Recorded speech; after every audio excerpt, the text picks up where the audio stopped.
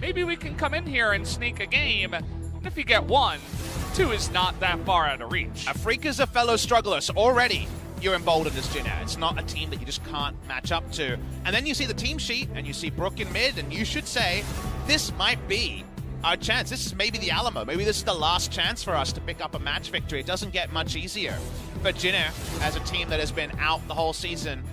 And the cost is huge, right? If they lose, they are the one. They are the only team to ever lose 18 best-of-1s in a row in Korea. And that means, on some level, you're the worst team of all time in Korea. And that's not a mantle you want to hold, right? There's not too much mental gymnastics to get to that conclusion if they lose an 18th time in a row. They will have to, on the blue side, ban away the Kalista. They don't have Stitch in the lineup, so they're going to draw a Kalista ban. And you look at that huge dumb grin on Valdez's face, because there is going to be a first-round Sylas ban from Jin. Get out of here. I don't want to see you today in game number 1. If Jin Air lose, it's not going to be by the hands of Sylas, which makes me happy. But the Jace does get banned here, which means that Jin Air are going to go potentially back to a champion that has lost 8 times in a row to maybe put the cap on their 18th time in a row. Well, I mean, at the end of the day, we'll see how it works. Takes one to know one, feels like this lock-in, right? When it comes to champions that are struggling and teams that are struggling. I feel this is really high priority, but we can't evaluate it till we see what it's coming with. You feel like Kai'Sa and the Galio is the duo here, but the cost is Vladimir as a champion, which already you're like, uh-oh, that's a really strong champion, and Keen could potentially hard carry on that pick. It's right up there. Nagari already showed us in our first series. The Shiver is kind of a nothing doing at the end of the day. That's not necessarily a takeaway pick from a Galio lane. Like Galio Shiver can push, but it's not a amazing synergy. So let's understand. Maybe Jin just found success on a hard crowd control comp in solo queue or in scrims recently, and they're going to try and recreate that. Maybe it's about Jin's 5 pieces rather than the pieces available to Afreeca. Well, Lissandra comes in here for, you would assume, Grace in the mid lane. He's definitely shown some inconsistency. Lissandra is one of those champions that you can hop on and just try to play defensive and survive in the mid lane, so I'm not too unhappy about that. And with the Jarvan coming in, you can see already that they're looking for that pick engage composition on the side of Jin. You know what I want to see, Valdez? I want to see Camille top. I don't care about the 1v1 matchup. I want to see Ashe AD carry. Let's just have the easiest pile-on comp ever. And then you know that if there's mistakes, except Malphite, throw it in there. Who needs some awesome dudes in the bot lane? If you're not winning any games, you shouldn't pick a poke comp. You shouldn't pick a narrow win condition comp. You should pick a comp that's easy. So far, Jin's comp only does one thing. It piles on. It is absolutely getting in the dirt and wrestling with you. So seems like Afreeca going to kind of gleefully accept that, because Vladimir Sivir are pretty good in a 5v5 too. But Jin, we're going to go with the KISS strategy. You guys can work out what that stands for. And Afreeca Freecs, see how they want to interpret this one. You can go disengage, or you can say, boy, we're fighting as well. Well, you see already the Kai'Sa ban. Kai'Sa, one of those champs that the rest of your team is engaging. You just hop on in there and do a bunch of damage with good positioning with your ultimate. Yorick also taken away, so they give credit to Yorick alongside this kind of composition, which is kind of interesting. Might just want to relieve some pressure from a Vladimir matchup. Maybe we'll just see a 4-1 comp and some crazy last pick that goes into the hands of Keen. Remember, with the decision to field Brook, their substitute top laner, it's much more about Keen's matchup than anything else. The only reason to go for a role swap mid laner when you have 2 mid laners in your team is to show a top laner and then have a top laner be able to play it in an off lane and get Keen the matchup he wants. Otherwise, I really hate the decision to go with 2 top laners. So let's see if we can understand it fully with their final overall pick. They will not pick their second solo laner to last pick on red side. Again, it would negate their strategy if they did. Tristana immediately comes in here. This is kind of interesting. Rook gonna hop onto this pick alongside an Aatrox. That should be hopping into the top side. So once again, LS loves to call it Smork. Definitely this composition screams it to all of you as what will be the champion here for the side of Afreeca after seeing all this. Big smile from Keen. You could see a Fiora here. You could understand Vayne, but it's probably just going to be a hover for fun. Could pull the trigger, and they will. Oh. They're doing it. It's even more risky than Fiora, but they're running Vayne top. But again, at least you understand why. You're like, we need to find matchups we like. We need to get our guy the matchup, and they're putting Keen back on his faithful Vayne, this time not with Karma Shields and other utility outside of a bit of Braum help. This time hard mode, but the enemies have a bit of a handicap. Kind of feels that way as so much engage on the side of Jin. As Vayne, very low range, you can kind of get caught out by that, but it is Keen on that champion. So excited to see if he can avoid all of that while also outputting damage. They're going to play a 4-1 comp, and if it has to be team fight, their team fight is Vayne, Vlad, Sivers. So they have awesome team fight as well, but they're pretty brittle in the grouping, and Dread is the one who takes the wrong end of the stick, because he's on Sejuani rather than his usual style of Kayn and doing his best Ning impression and that sort of thing. He's a brawler, right? He's not a tank jungle player, so he's the one who's going to have to adjust mindset. Otherwise, they can win in the 1. There's a chance they outplay in the team fight. It's Vayne, the champion who can outplay anything. She gets the Aatrox matchup, and see how much help is required to get Linderung through this comfortably.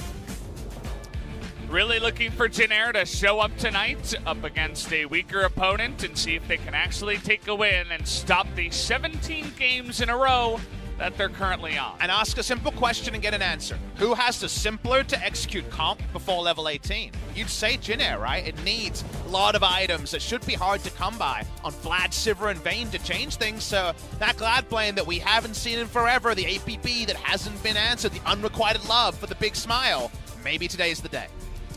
See if it does work out as we hop into game number 1 now.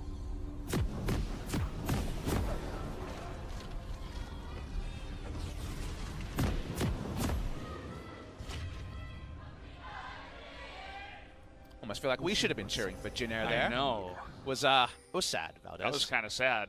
I mean, they have lost 17 times in a row. But even the last time I cast him, it wasn't that quiet. No. It's worrying times for Jin Green Wings so far. But here's the roster today. Linderung, Seas, Grace, Root, and Nova. If you're joining us late, they are changing things up. No Marung for game number 1.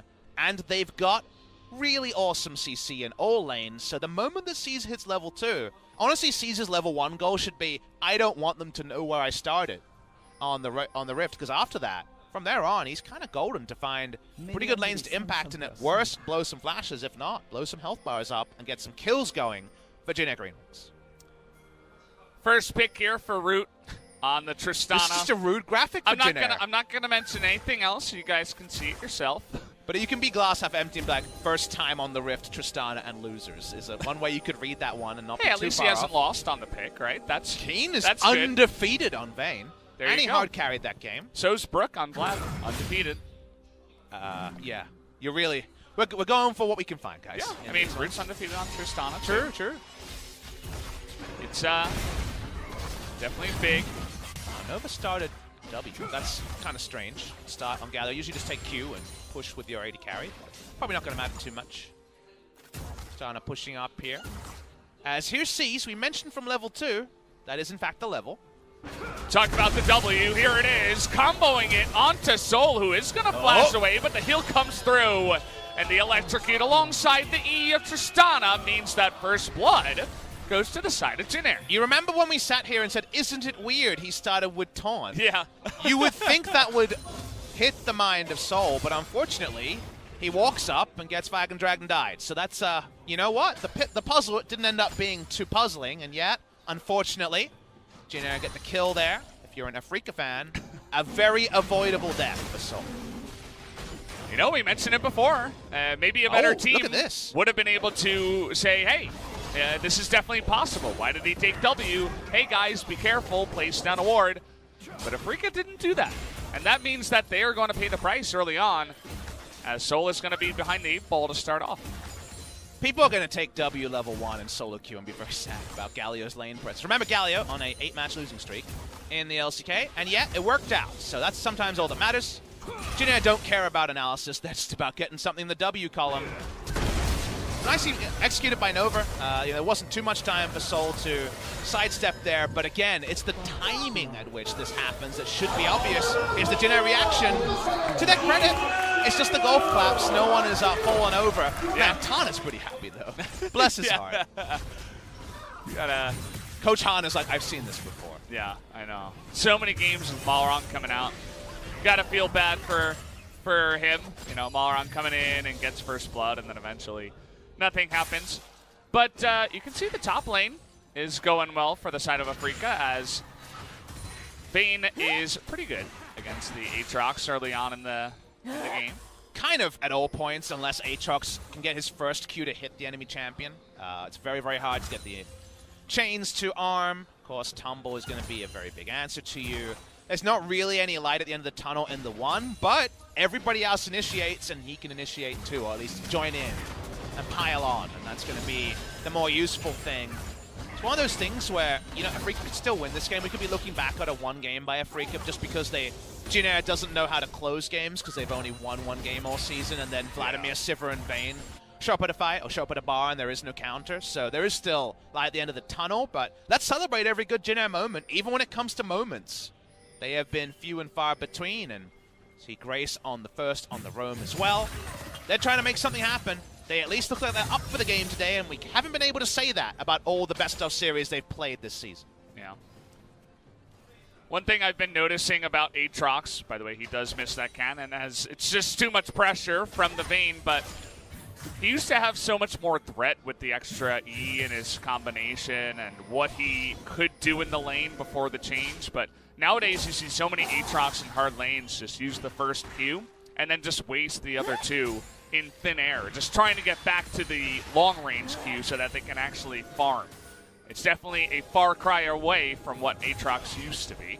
It's nice to see ordered play here around the Aatrox. We already noted him giving up cannon minion purely from 1v1 pressure. He gets a bit of jungle pressure to say, well, my jungler might be there. You can't walk up and harass me as I take this minion wave. So stops him being dived or anything crazy like that. So I like to see some fundamentals. That's another area that Jin for sure have fallen away on. I want to give a little teaching point for you Vayne top lane players at home. The first teaching point is please stop playing it in my games. But the second point, the more important one, there's a lot of Vayne top in Korean solo queue, is go for the secondary tree we saw here. Again, it's Taste the Blood, Ravenous Hunter. Obviously in melee matchups in the top lane, you're going to proc Taste the Blood quite frequently with your Tumble.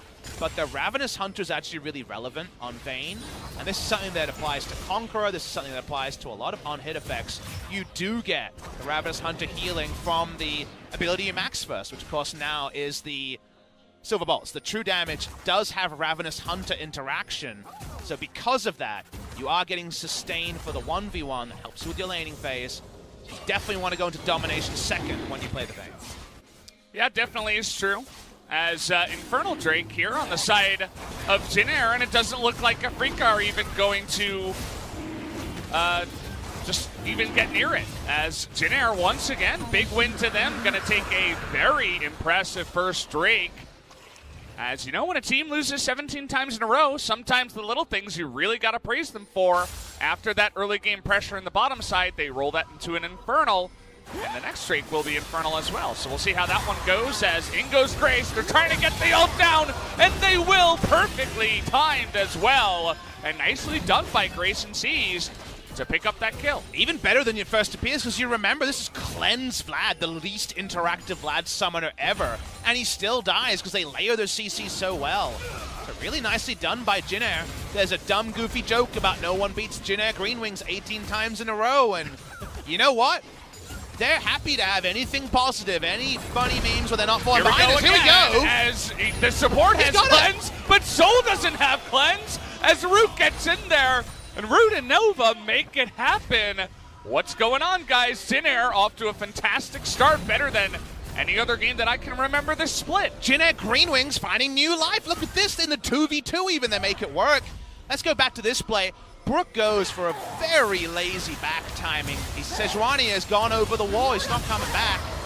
And he just straight up dies. Awful from the mid laner, but this is what we saw from Brook in that Lissandra versus Syndra matchup. He's not a mid laner, he's role swapping. And I was ultra frustrated by that fact. I was like, okay, Keen will get his matchup. And while he does, around Keen, they're getting dumpstered in the 2v2 and the 1v1.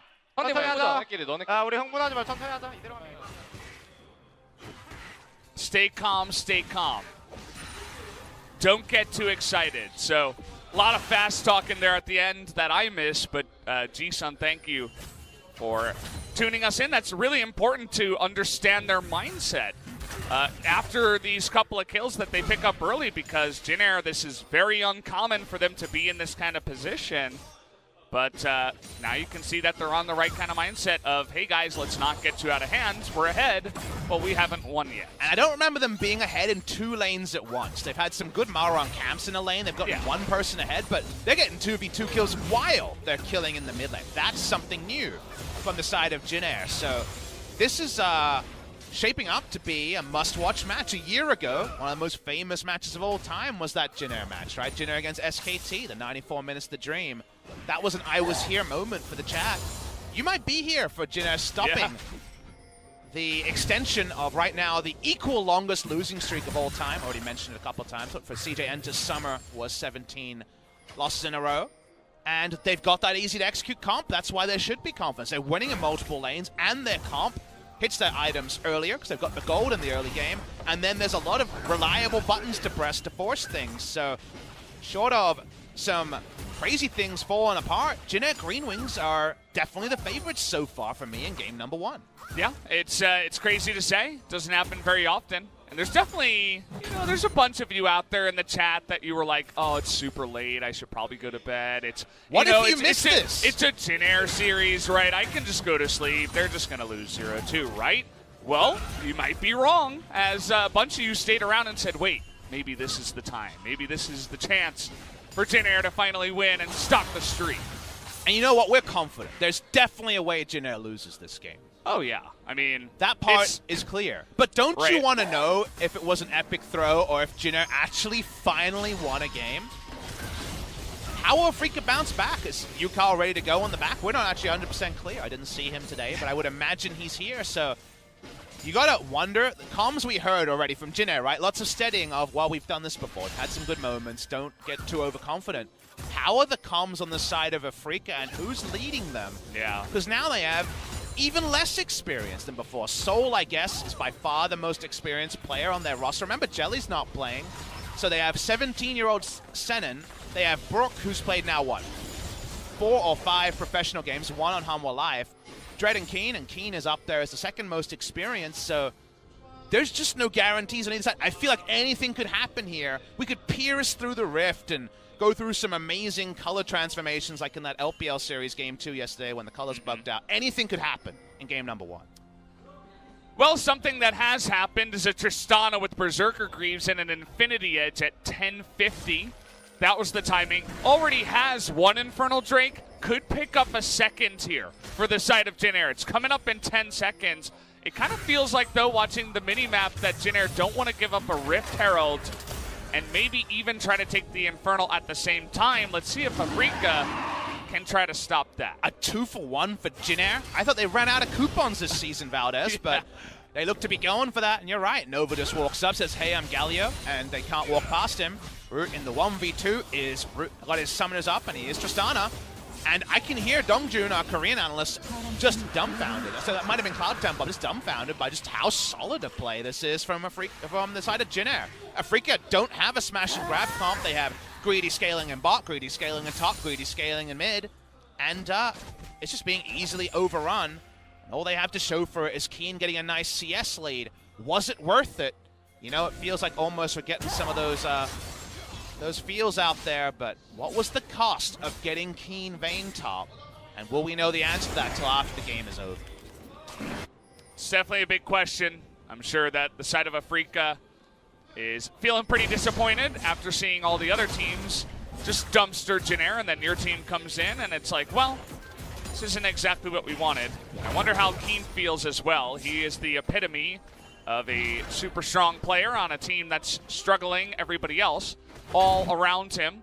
As Jin Air were going for the Rift Herald, but Root's grouping. Stopped he it. Does not want this Rift Herald to go down. Notice that Root, because you're Tristana, has access to a 1-item power spike on a champion who, when IE was meta, loved to get it early, right? Because you can get those reset kills, because you can have solo kill potential. You have a lot of trade damage.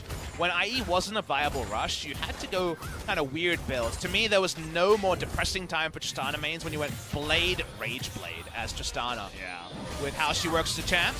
Speaking of how temps were. Ooh, trying to lock down Dread. The flash in from Grace as well. Gonna be locked down. He doesn't have flash anymore. And Dread is gonna go down here. Oh. The flash in from Linderong, trying to get on top of Keen. As Keen not quite able to get that auto onto C's. Linderong, it looked like he thought he had his third Q, but his second Q was there and he missed that one for the knockup. So unfortunately the flash not effective, but they do get the one kill onto Sejuani at least. Ended up being one extra summoner blown, but a kill claimed by the side of Jin. They do claim the piggy. We talked about how Dread was the biggest loser of this draft because he's an aggressive jungler who plays things super aggressively, having to play a coverage game. There's no good lanes to gank because you're behind in tempo and you have scaling champions in your lanes. Yes, Vayne is the only one with lane presence, but Jin was always going to outnumber. Keen couldn't get the auto attack onto Jarvan. My impression is it wouldn't have killed. He doesn't have any critical strike to get a big enough auto attack out there. Jin can back away. They give red buff to Root. And Root, who to me has been the real unsung hero, like he looks like he's doing his best Teddy impression on this team. I know a lot of people would have said Malrang early in the season. I could have understood that, but Root has had good games on a lot of different champions, both awesome dudes and standard 80 carries. He's now got a lot of items. He's got a big CS lead over the Sivir. Things just coming together. Remember, ease of execution advantage, big on the side of Jin. And a fantastic early games with some fortunate Drakes as well means that it's looking even better than we could have imagined. I mean, we're still looking at double Infernal for a Tristana that has a massive lead. As Keen is trying a hard carry here. He wants to get on top of Linderong, and he is going to get that kill, but will trade his life for it, which is not necessarily a win. Nope. And Grace will pick up the minion wave and push it in, so only Vladimir gets a map position advantage. Now, this is level 8 Jarvan and a Galio, so let's not go too far on this. C's got too excited.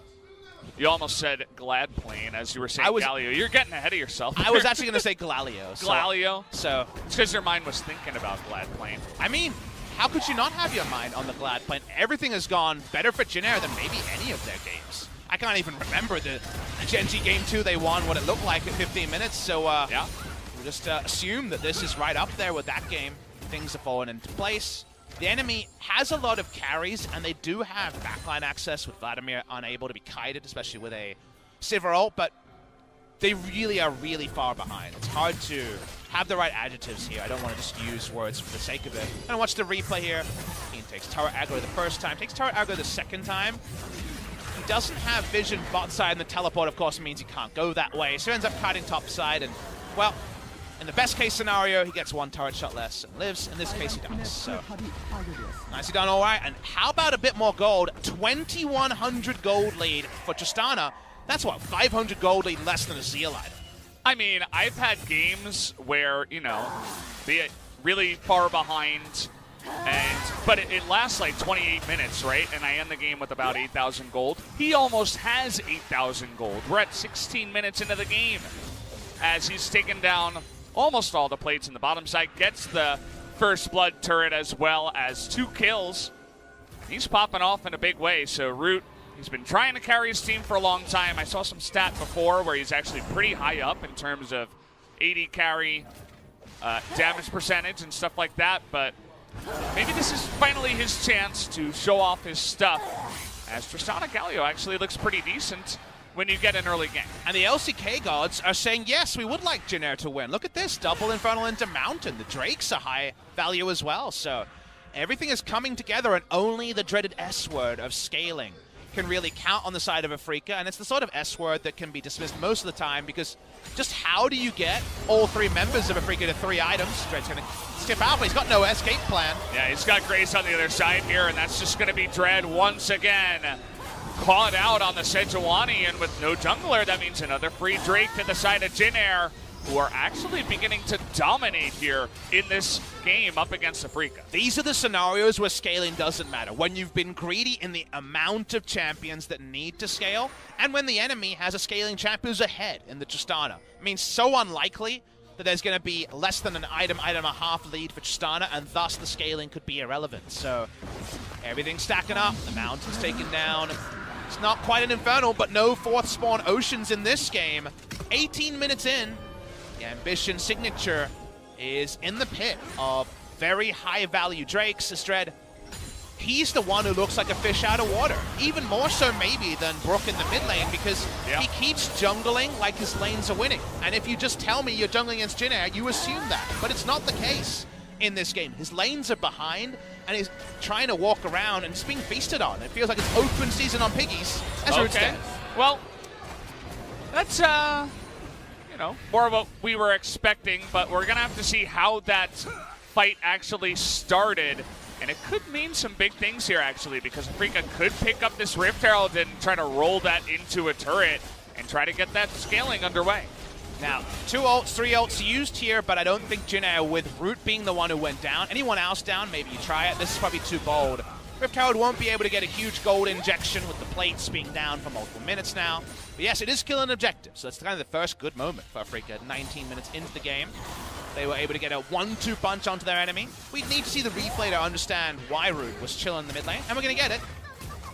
You know, he's playing single player because Afreeca have just waved the white flag for the longest time. Who actually catches it? Ah, nice angle from Dread there. Sejuani ult comes in from a nice angle. Well played. That's a really nice kill to the side of Afreeca.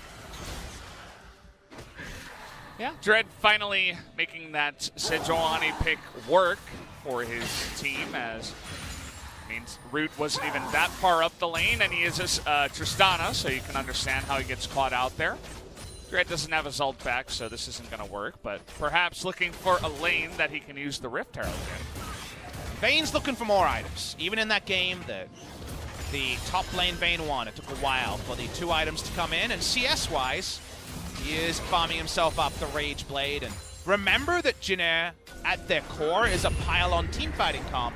What if you miss those ults, and then Vayne starts hitting with the Rage Blade fully stacked? Well, then maybe there is a fight still that Afreeca can win. So finally, after the first good moment from Afreeca, you wonder, you dare to dream if you're an Afreeca Freecs fan. Still, we're going to focus on Jin Air. Glass is still half full for them, but there are objectives being traded rather than just being straight up wins for the side of Jin Air Greens.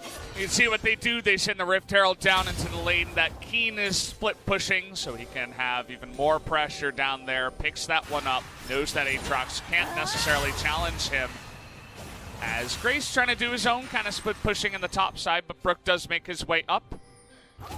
As still good things for Tristana, that does have 2 items, plus a Crick Glove. Is going to be trying to take out his own turret in the mid lane. See Dread try the same play. One thing I want to talk about, to direct the viewer's attention to, is it's 1,300, 1,500 gold. It's not a match-winning goldie. The double Infernal, though, of course, does mean that's a little bit misleading. But when it comes to what you're seeing on screen, in the Tristana grouping, feel really good about Jin Air. They're very powerful in the 3. But in the 1v1 side lanes, it's free-farmed Vayne into a matchup where she's very comfortable. And it's cleansed Vladimir against Alessandra, who can only push in waves for Vladimir to hoover up at almost 40% CDR. So actually in the side lanes, it's very hard for Jin Air to get more than they already have now. So a lot of the easy gold lead is kind of gone. So we have to evaluate Jin Air's performance on how they play around what is unanswerable, which is how strong Tristana is at the present. So that's kind of the creeping doubt here, is whatever the lane assignment, you're not going to burst Keen down. No QSS in the build just yet from Keen, but that will come soon, you would imagine. And this means there is a chance the game stalls out, and that dirty S word actually becomes relevant. Speaking of AD carries that do have a QSS, immediately once Root got enough gold for that, he goes back home, picks up his own. And that means that that play that we saw earlier on with the Sejuani ultimate can't happen a second time. There's no one else on the side of Afreeca that has that kind of hard CC that's that reliable. Of course, you do have Braum, but much harder to hit a Tristana with his ultimate. But if you're not spreading your lead with Aatrox or Lissandra threatening a dive, how is this current scenario working out? Tristana clears, Jarvan and Galio say hi, and then Sivir throws a Q and a W and the wave dies. Such as Sivir, right? So far we're delaying. So far, there's things to worry about. So for another team with, you know, macro that we can fully appreciate and great ward coverage from mid-game when they're ahead, you'd like Jin Air's position, but for now, if I see Tristana pushing minions into Sivir, I get worried. Does go back to the idea that Jin Air, once again, they do not have a lot of experience winning and closing out games, so will they know how to when the time comes, when they are actually ahead once again? And, you know, a couple of mistakes here and there and some game states, and they might find themselves in a position where they're struggling to really figure out what is our next move. So what we should do to kind of problem solve that is finally Root will get an auto or two in, is look at the minimap. And the minimap shows where Jin Air is missing out. They have not put down the control wars that Jarvan has. Galio has some as well. And actually, there's a pretty good defensive line here. It's incomplete, but there isn't a lot of threat when it comes to the red side or the blue side jungle. There's one control ward down aggressively, but it's not leading to anything. The mini-map doesn't look like a team that's pretty far ahead. The gold lead also starting not to look that way. And the scaling champions are just inevitably, with it being a 40,000 gold game, getting closer and closer to being online. If we hit 50,000 gold for Jin Air and 48,000 for Afreeca, it might be a bigger number than it is now, but Afreeca will eventually use gold better than Jin Air can, just because of the champions they have. So Jin Air need to control areas and force Afreeca into mistakes. They could also try some creative ganks. Well, this is one way to do it. Pool is down, but he does have a stopwatch. Root takes a bunch of damage, and, well, Brook is going to get away for now. Tries to flash in to get that kill with this empowered Q, but that does not work. And meanwhile, underneath the turret, looks like a dive did fail here, and Soul's going to go down. What the hell is happening as Grace going to make his way in too? One more auto might do it, and there it is, another kill. Goes the way of Jin Air, and all of a sudden, the avalanche starts. Well, it turns out everyone can make mistakes, and Afreeca's not a top team, so they actually trade back. And they might actually lose a Baron from this. They're going to lose Baron vision. Nova doesn't sweep. They don't know about the enemy vision. Observer's getting excited. He's got the angle as well. He's like, it's actually happening. I mean, isn't this the angle to watch Jin Air from Afreeca from? A little bit off-center, a little bit crazy. We're watching it here. Vayne knows, but can't do anything about it. And Jin Air get the Baron because the throws are thick and fast from both teams. We're going to start topside. When you don't put your vision down, you have to get a bit scared if you're Jin Air. And they do. Root's looking for a turret dive. That shouldn't be the Tristana way, but it's what happens. They messed this one up in execution, but the redemption arms, so the kill doesn't come down. They're eventually going to take it, but it's weird and wonderful to pick up that kill. Afreeca feel pressured because of how many members went topside, and they try to force something. Dread rolls in, and what a escape there from Grace. Wow. He actually jukes away from that Sejuani ultimate, a power play, a super play that we missed in live, and then Soul messes up the turret diving. The frozen throw comes through, and all because they tanked an extra turret shot, all the dominoes stacked from Grace. Let's go to Baron.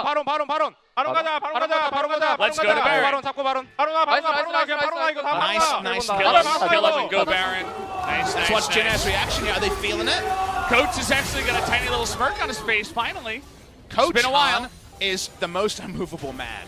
After the 17 losses in a row, that part I understand. What a super play from Grace to get through the Sejuani ultimate there. It's the only reason they got that extra damage onto the 3 and allowed the frozen thralls to finish off their work, and now they have a Baron. Could this be the way that Jin Air find their first victory? It'd be pretty fitting. It's really hard to recreate. Well, I mean, if they do get this one, it means they'll only be tied for the longest losing streak, and it's a great sign, right? You know, Afreeca also struggling. It's time for some chat participation, some caster participation. Is this the time? Is the Glad Plane coming out for game number 1, Valdez? Yeah. And I asked the same Twitch chat, I want to see Glad Plane or Sad Plane spammed in the chat. I'll find it in the VOD afterwards, but this is the time to decide. You know, in a really good spot. I'll go ahead and throw my own Glad Plane in there, as this is looking pretty good. I'll, you know, throw my tips on the table on this one, as every single lane is being decimated right now with the Baron. It's a huge power play, 4,000 gold already, Papa. All Afreeca have is the thought of later. They haven't reached that 50,000 gold number. They need to find a really amazing approach. The last one from Dread cost them. Pushing in 3 waves. Aatrox taking down Vlad's turret solo. That's a good sign for the side of Jin Air. Can they break the base in multiple spots? And remember, they only have one more minion wave. They need to go now to get those inhibitor turrets. Grace, after a play like that, must feel pretty untouchable. And, well, I thought he was actually going to go in there, but not this time around. They're going to take it slower than usual. A good adjustment. They send Vayne top, they pull Vlad bot, and now Aatrox can't actually hit the turret at all. So they have not yet got any inhibitors down. They should get the 3rd turret, though. Root is so strong. He's pretty unbelievable right now and just threatening can do it, but Root does have that QSS. But Galio, not as tanky as you'd like, and take a look at Keen in the front line. Already going to take out one, gets the World Ender to stop here, and does push Jin Air back, which means that no inhibitors, in fact, will be taken on the Baron push. Could have been worse. All the people spamming Glad Plane, suddenly they had ties. They'd be trying to pull them a little bit less tight. They're worried now. You see the replay, and we've already described what a one-team fight from Afreeca looks like. What if your Wombo engage doesn't hit its mark, and then Rage Blade stacks are stacked up? Root actually only got into ult range kind of towards the end there, so didn't have his wits around him or the ability to just repel the Vayne earlier. He's got those two items, and we all know in solo queue, if you make the wrong fight and the Rage Blade and Blade the Ruin King is done, you can definitely lose. So there's the first worry for the side of Jin Air. It's not over yet, but is that the moment either way? Yeah, it still is very scary. You always have to respect a Vayne, and it's not only her, it's that the other scaling champions you mentioned, the Vlad, the Sivir, eventually could come up, and, well, they make a 6th Drake spawn. It's going to be Infernal. There you go.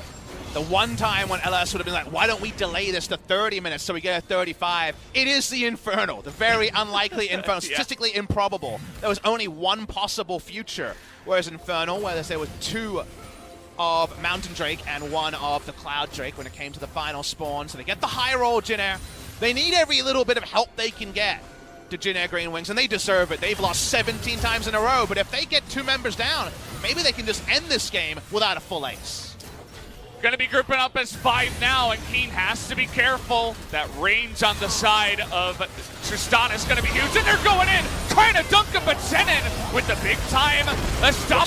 Take a look at Keen up in the top side. He takes out one, trying to go to the back line here, sees, but he's also going to go down, and Brook is doing his job of zoning out the rest, but in comes going in! He's coming in there, gets a double kill. They're going to take out the inhibitor. This might be it. He's still in the pool. He's got to come out and stop this madness. It's only a tank and Keen. What can Keen do?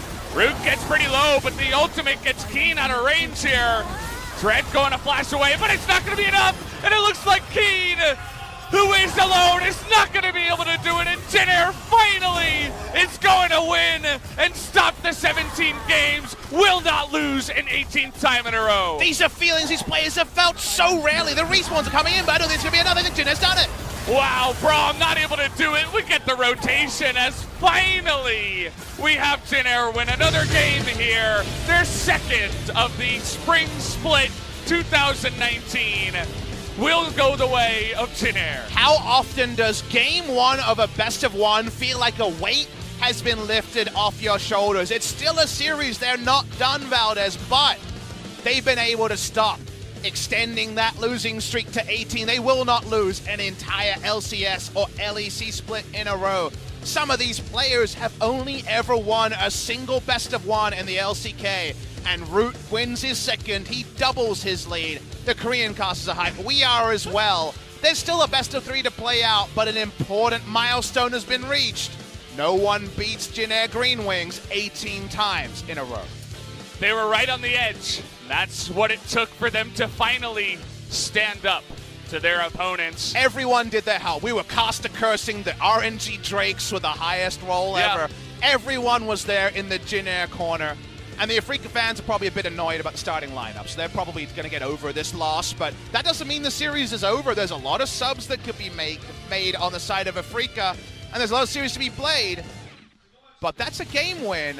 What about a series win for Jin Air? It would be their first of spring 2019 for sure. As, wow, I got pretty hyped for that one. I wasn't expecting this to happen. As, you know, it started off with a great gank, and then you have to say their macro was also pretty good, right? They send the Galio top, stop the Rift Herald to get the Infernal. Then they try to take that kind of objective. Overall, it was good play over the course of the entire game. You know, a couple of mistakes, but not necessarily ones that were avoidable, and you really got to hand it to them. They actually just straight up beat Afreeca. You just see the difference with actually finding 2 lanes in a good spot. Brooks, rookie status, got him caught in mid as a 2v2 kill happened bottom, and that's where people should have started to believe. Look at this gold lead, the fact that it never really extended outside the Elder Drake, sorry, the Infernal Drakes that were coming in, and then boom shakalaka, straight up in the air. That was the bye-bye-bye moment for Jin Air Green Wings, and while the Glad Plane isn't tweeted based on a best-of-1 win, the players must be feeling so relieved. It's one step closer. As I said before, you get one, and you're almost there. You're half the way, of course. So, guys, we are going to go to a quick break before we do get to game number 2. You were here for one win of Jin Air. Will you be here for the potential series win? Let's find out after the break.